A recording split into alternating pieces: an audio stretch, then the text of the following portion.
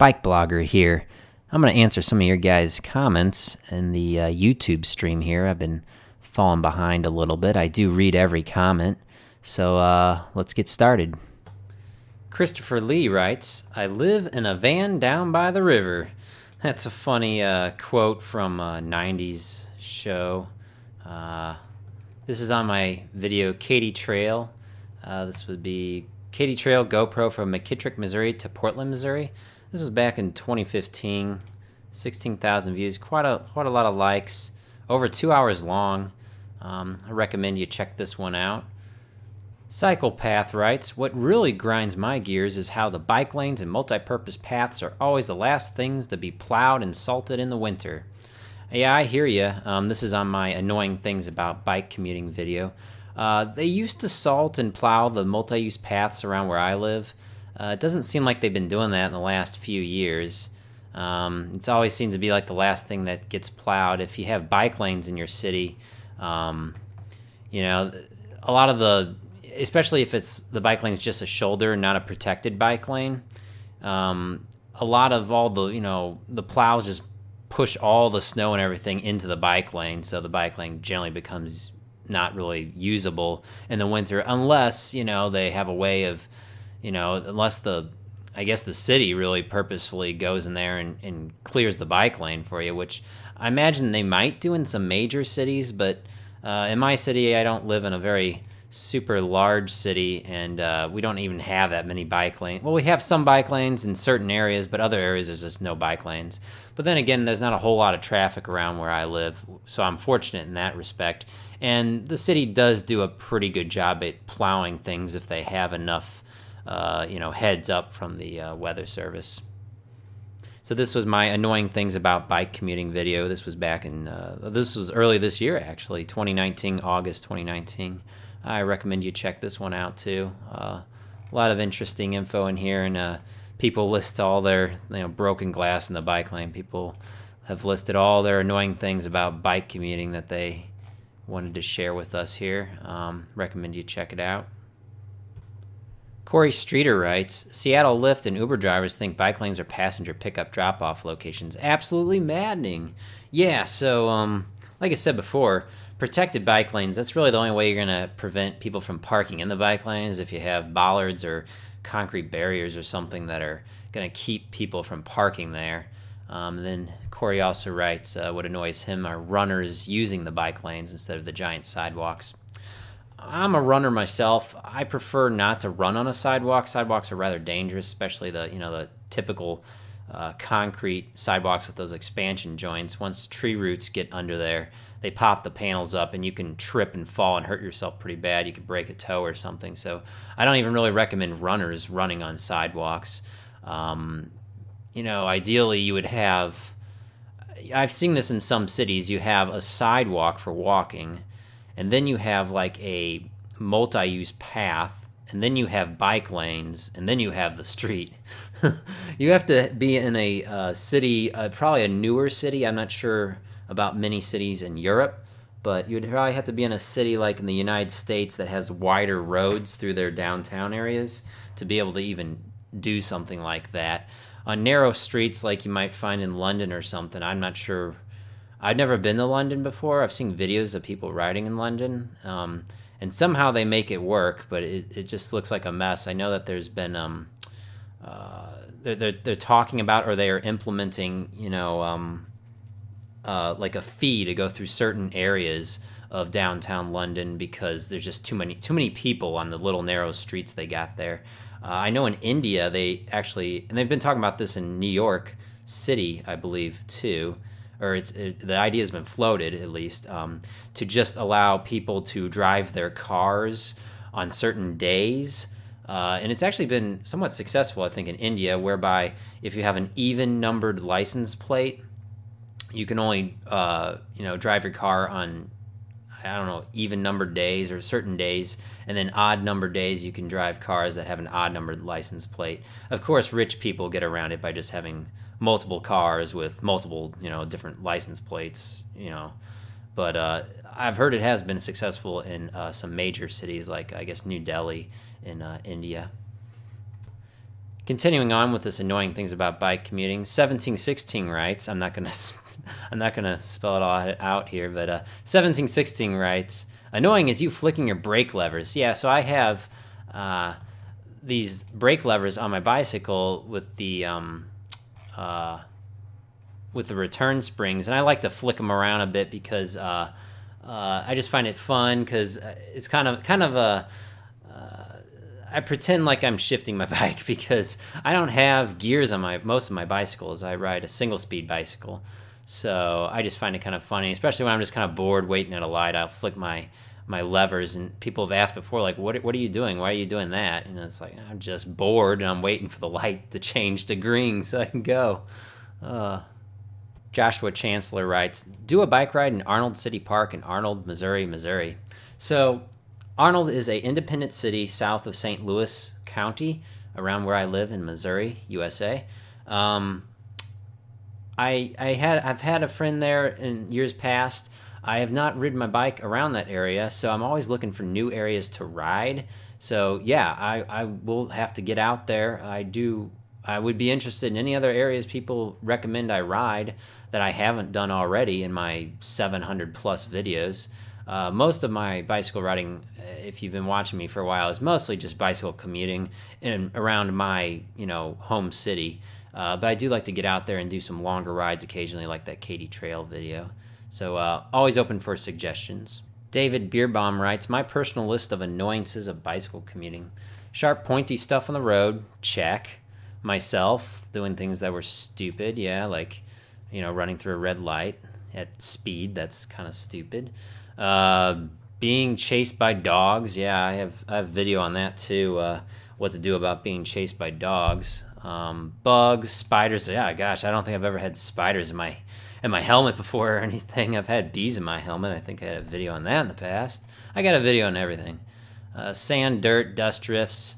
Yeah, I don't live in the desert, but I do recommend you wear sunglasses, or clear glasses when it's dark outside, just because you can get debris in your eye, and that's not good. So I always recommend eyewear when you're riding a bicycle. Industrial sections of your route. Yeah, I actually prefer industrial sections occasionally if they aren't really bad roads and there aren't a lot of big, heavy machinery or trucks around and make it quite dangerous, or it doesn't stink from industry or something. I just like mixing up my commutes. And then lastly, he says here, young males in big diesel pickup trucks. Hey, that's kind of a stereotype, but anyone who's inconsiderate on the road, I always hate that. If they honk at you, though, that's a good thing because they see you and they're not, just texting on their phone, and they just, a silent kill, basically just, driving their car and they hit you and you're dead, and, no one sees it. They didn't see you, So, moving on here, let's see. Ding Whiz Linda writes, pavement riding isn't illegal here in UK unless the path has been designated shared use. So that kind of goes to my video on riding on sidewalks. Let me see if I can find that for you. Here we go. The video is okay to ride bicycle on sidewalks, pavement. This is back in 2015. So yeah, just a little spoiler. I think basically my answer was, yeah, it's okay in certain circumstances. You're always going to be going slower on a sidewalk, or you should be. Anywhere where there are a lot of pedestrians, like in a business district, it's usually illegal, just because you don't want to be riding on a sidewalk where there's a lot of people. That could be dangerous, You should always yield, I believe, to the more vulnerable mode of transportation. Cars should yield to bicycles. Bicycles should yield to pedestrians. I think that's actually kind of a trail etiquette, rule of thumb. I often see when I'm going trail running in the parks. So yeah, what do you think about the chest camera anyway? I used to do a lot of videos with the chest camera, like this video here. If you'd like to see it more often, let me know in the comment section below, because I might bring it back occasionally, but I do know it's really bumpy, and it kind of makes people sick, I think, just watching it, because it's just bouncing around so much, and there's not a lot I can do about that. I could buy one of those gimbal things or whatever, but then I feel like it just kind of makes it like you're surfing on the street or something, and it's not realistic. I like it to be more realistic. I don't want a ton of vibrations, of course, in the video. That's going to make you sick. But I mean, hey, when you're riding on a bike, this is kind of what it looks like, except your brain and your eyes do kind of adjust and smooth it out a little bit, but not quite like a gimbal. Anyway, so this was from 2015, almost 35,000 views on this one, over 350 likes, 40 dislikes. So the likes have it. It's okay to ride a bike on a sidewalk. You will need to go back and look at this video though, because I don't know if there's anywhere in this video I actually rode on a sidewalk. So that kind of gives you an idea of what I prefer. It's always faster on a road bike to just stick to the road. OCNRA writes, love your channel, pal. Will you tell me what size tires you're running? Yeah, so I run 25mm wide tires in many of my videos, although I am going to wider tires. I'm actually riding 35mm wide tires, so that's like a difference of 1 inch wide to 1.5 inch wide in the old English system. So that's quite a bit bigger. That's what, 50% wider. However, when you're going from 25 to 35mm wide, I think that might be like at least 100% more in volume. So it's a lot more air. So it can, and you can run at a lower air pressure when you're doing that. So it makes the whole ride feel more comfortable, really. It takes a little longer to get started up, accelerating. But once you get going, I find I'm not really that much slower on a wider tire, like a 35 compared to a 25. That's quite a big jump. But I find that, if you're on bumpy roads and you're not on very smooth roads, which I believe is what they get to ride on a lot in the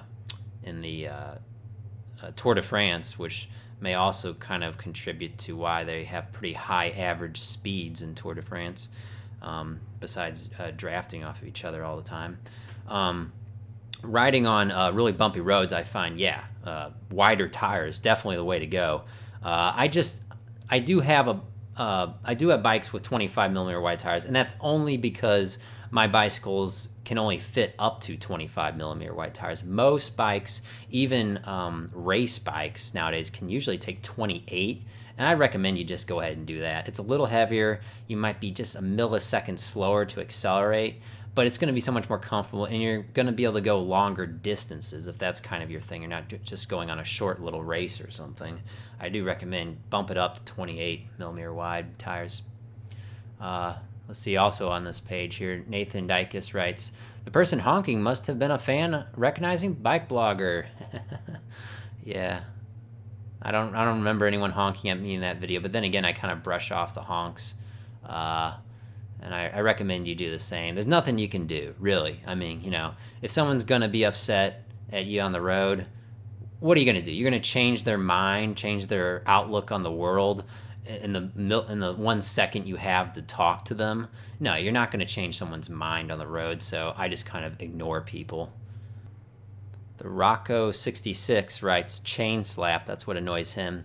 Single speed is one way to eliminate it. Yeah, so I totally agree with that. Chain slap does annoy me. I guess what he's talking about is the chain bouncing. And yeah, if you can just tension the chain to eliminate that, then you're golden. Of course, it's harder to do on a multi-speed bike. However, there are rear derailleurs now, I believe, both from SRAM and Shimano, that have a spring or something, some sort of way to tensioning the chain to prevent that from the chain from bouncing so much and creating a noise. Obviously, bicyclists have gotten away with it for decades without, it being an issue. So I find it kind of a minor thing, although bike noises just do annoy me so much, and I just prefer riding a single-speed bike. I don't live around mountains. I figure I have 2 speeds on my single-speed bike anyway. I have me sitting down and me standing up. Keeper of the Grove writes, dogs mostly is what annoys them on their bike commute. Yeah, so like I said, I do have a video on this. I have a video on a lot of things. I recommend you just doing a YouTube search, Bike Blogger, then whatever the topic is you're interested in. And I almost have a video on everything. So this video is called Dogs Chase Bikes, Tips of the Day, or Tip of the Day. So this was back in 2016. If you always go down to my video description, you can see like more stuff down here. I used to have a website that had that had it was like my blog, basically a written blog, and it just pulled from my video descriptions. I don't have that anymore. I might bring that back if people really are interested in it, but you can just search YouTube and find my blog entries, so to speak, my video blog vlog entries, so to speak. But I was just listing down here in the video description, here's 6 things you can do to avoid to help you deal with encountering dogs on your bicycle ride. Fortunately, I haven't really encountered a case, maybe once or twice, where a dog was kind of chasing me, but they couldn't keep up with me. I have encountered a dog once on foot, and that was a little startling. I love dogs, but just like people, not all dogs are the same. They all have their own, personalities, and some are more aggressive than others. But I recommend you check out this video. Dogs chase bikes. Tip of the day. Mr. Hand writes, don't you fear hordes of marauding gangbangers? Yeah, this was my Mean Streets of St. Louis video. I don't find... St. Louis has a reputation of being a really dangerous city, at least on top 100 or top 10 most dangerous cities in the United States. In those those magazines that or newspapers that aren't very popular anymore nowadays, like USA Today and stuff. I wonder why. This was Mean Streets of St. Louis. I was riding my bike around in this video. It was an hour 47 minutes. Some people like the longer videos. I do try to mix it up, do some short videos, do some longer videos. This has almost 10,000 views on it. This was back in 2017, 250 likes. So here I am just riding through St. Louis. There's a bike lane. I try to stick to bike lanes if they're available and they make sense and they're not just, just the shoulder. Watch that door zone there on the right. You want to stay at least 3 feet from car doors so you don't get hit, of course. Fortunately, I've never been hit by a door opening up on me. So yeah, I did another video like this where I was riding around St. Louis. Let me see if I can find that one for you. So yeah, I think it was City Cycling Lost in East St. Louis Labor Day weekend. So here we go. Riding my bike. This has over 30,000 views. Here I am going toward East St. Louis. Here I am in downtown St. Louis. And then I had to cross the Eads Bridge to get into East St. Louis. So here I am coming down the Eads Bridge. I believe they were doing, let's see. Yeah, they were doing like construction on the Eads Bridge back in 2015. So this was a little awkward going past all these cones and stuff. Yeah, East St. Louis has a reputation of being a pretty dangerous city. It's actually, what I find is it's very quiet. So if you live in the city of St. Louis, I recommend you check East St. Louis out, at least during the daytime. I didn't find it very dangerous at all. I mean, as long as you're, minding your own business. It's quiet. You don't have to go all the way out to the Katy Trail, on the western edge of the St. Louis County. So it's much closer, and a lot of people may not even know about it. So I do recommend you go for a bike ride or take some friends with you and go for a ride during the daytime in East St. Louis, and bring a map or something with you. That was my problem in this video. I like to kind of not plan out my rides ahead of time just because I find it more adventurous to do that, But I do recommend, put together a GPS or route or something before you go, so you're not like me and getting kind of lost. I just enjoy the adventure, the journey, and the excitement of getting lost. If I actually have a whole day, where I can just kind of be screwing around and I don't need to be anywhere really soon. I'm not on a tight schedule or anything. So yeah, City Cycling Lost in East St. Louis Labor Day weekend. Recommend you check this one out too. This was a fun ride. Tisben writes, what are your thoughts on flat bars for commuting? Yeah, so I do recommend flat bars for bicycle commuting around your city if you don't have a long commute. Road bars are nice because you have multiple positions on the bars. Let me show you my video on my Motobecane. It had flat bars. Here we go, Motobecane Fixie Cafe CF product review. So, yeah, Let's go to the beginning of the video here. So yeah, this was a bike I had back in 2015. It was a single speed bike, because I love me some single speed. About 17,000 views in this one. Wow, you can see that field behind me. There's now apartment buildings there. So yeah, this was a few years back. Anyway, so yeah, this bike has flat bars on it. Flat bars meaning just like mountain bike handlebars. I find the rubber grips on mountain biking handlebars to cause calluses on my hands, and that might be because I'm gripping the bars too tight when I'm riding the bike. So I do recommend wearing cycling gloves to help prevent that. Or I've actually found just swapping the rubber grips on mountain bike handlebars with just bar tape, regular bar tape you put on road bars, like cork handlebar tape, actually didn't cause me to, like, I don't know, cause calluses to form on my hands. So I recommend trying that, and or doing cycling gloves, have a little bit of cushion in them, because those rubber grips they're just, I don't know. Maybe I could have bought different rubber grips, put them on there, maybe they wouldn't have been scraped up my hands as much. But yeah, after a while riding with the rubber grips, I did swap them to bar tape. Before I actually stopped riding this bicycle, I did outfit this bike with fenders, and I used it as a rain bike. Unfortunately, when I put the fenders on, I found I could only fit 25 millimeter wide tires on this bike. They just didn't have clearance for wider tires. And of course, I had the air pressure up too high, I think, and I fell one winter night when it was wet outside and icy, and I scraped up my arm pretty bad. I have a video on me falling off my bike. I have a whole playlist of me falling off my bicycle. I'm not shy about showing people, hey, this is what happens when you do silly things sometimes. And then here's what happens, things are just out of your control sometimes. But usually when you're riding your bicycle, if you're not going around a turn too fast, you're usually going to be fine on a bike. If it's icy outside, I recommend studded tires. 101 Perspective writes, I think the primary reason of wearing cycling gloves is to prevent damage, pinching of the ulnar nerve. Having a constant grip on the handlebars can damage it.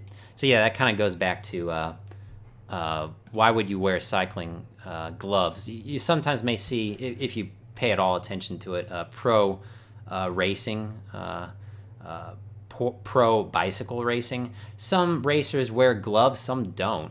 It could be an aerodynamic thing, I don't know, but usually you'll just wear cycling gloves so you don't get your hands cut up if you fall, because I've had my hands cut up when I fall off a bicycle. It's not fun. So yeah, wearing gloves, definitely always recommend that when you're riding a bike, just as I recommend wearing a helmet when riding a bicycle. This again was on my video, why do cyclists wear gloves, Commute. So yeah, this was back in 2017, and I was just talking about, hey, I was just wondering, I wonder these sort of things when I'm riding my bike, these sort of frequently asked questions. Hey, why do cyclists wear gloves? Maybe I could just not bother with gloves anymore. Just like, oh, maybe I don't need to wear a helmet. That's one less thing to think about or worry about when I jump on my bike. But it's all for good reason to wear gloves, to wear a helmet when you're riding a bike. Obviously, you're only going to do so much. You're not going to put body armor on. I mean, that's what some people do when they're mountain biking. Not a bad idea. I hurt my ribs pretty bad once when I fell off my bike mountain biking. Got a video on that, of course. Got a video on everything. So yeah, why do cyclists wear gloves? I think it's kind of, it might be to soak up the sweat, because you do sweat, especially when it's really hot outside. Here I am climbing a hill, or just going really slow. Usually I'm going pretty quickly when I'm riding my bike, but so yeah, I recommend you check that video out. So yeah, I'm really just kind of going through some of these comments for you guys, because I know not everyone gets a chance to see my answers or hear my response to these sort of comments, because they're kind of deep in the YouTube stream. So I know there's a lot of frequently asked questions out there, and I just thought that maybe doing videos like these might help you hear my answers more personally, I guess, versus just me responding by text. And I am a little bit behind, obviously, on these comments, so I'm trying to get caught up. So doing these bike FAQs, I guess, is what I'm going to call it, even though some of these are just comments and not questions, but just to, do a little bit more of do a little bit more of reaching out to my audience here, because I know I need to do more of that, and I am trying. I'm a busy guy, but I do hope you appreciate this video, and if you like it, give it a thumbs up. Let me know if you want more videos like this from me, and we'll see you next time. Thanks for watching. Of course, I got to get a plug in here for my website, bikeblogger.com/site. You can read up on all my gear here. I'm probably going to update this just so you guys know to add more stuff on here. You can read up on my bikes, all the specs here. I try to be very thorough. Have photographs of my bikes on here. You can also read up on kind of a little bit bike blogger history here. See all my old bikes from years past that are in my videos, or most of them are in my videos. And if you want to see more about these older bicycles, you can search like Bike Blogger GT bicycles, and you'll come up with my mountain bike. I think I bought this for like $100 back in 2014. So anyway, see you next time.